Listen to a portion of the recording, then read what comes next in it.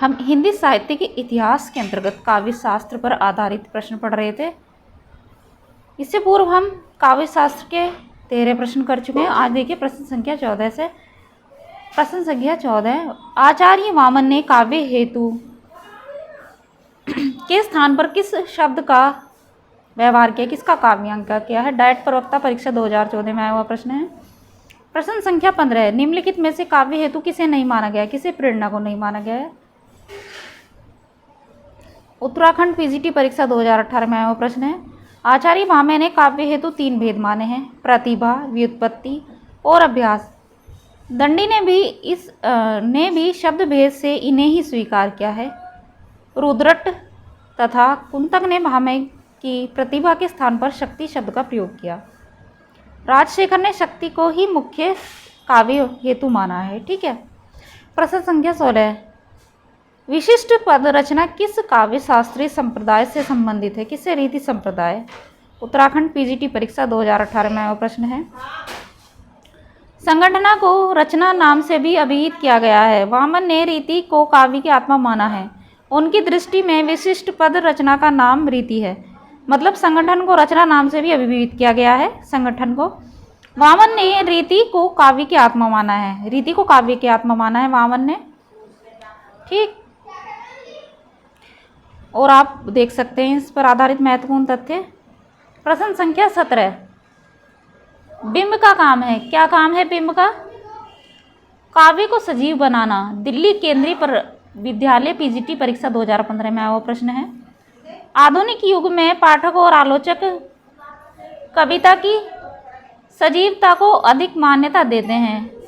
मोटे रूप में कहा जा सकता है कि आधुनिक काव्य का दृष्टिकोण सौंदर्यवादी की अपेक्षा जीवनवादी अधिक है। बाकी देखिए, ठीक है, इस पर आधारित ये तथ्य दिए हुए हैं प्रश्न 17 पर।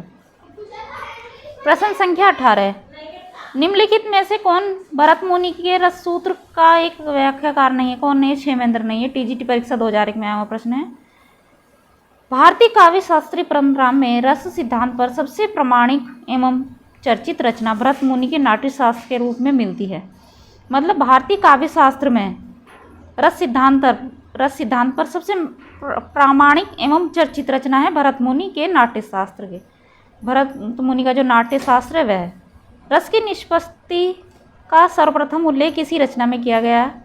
भरत मुनि के रस सूत्र की व्याख्या में ही उत्तरवर्ती आचार्यों ने अपनी शक्ति लगाई है और उसके परिणाम स्वरूप उत्पत्तिवाद, अनुमतिवाद, भुक्तिवाद और अभिव्यक्तिवाद, इन 4 सिद्धांतों का विकास हुआ। विभाव, अनुभाव तथा व्यभिचारी भाव के संयोग से रस की निष्पत्ति होती है।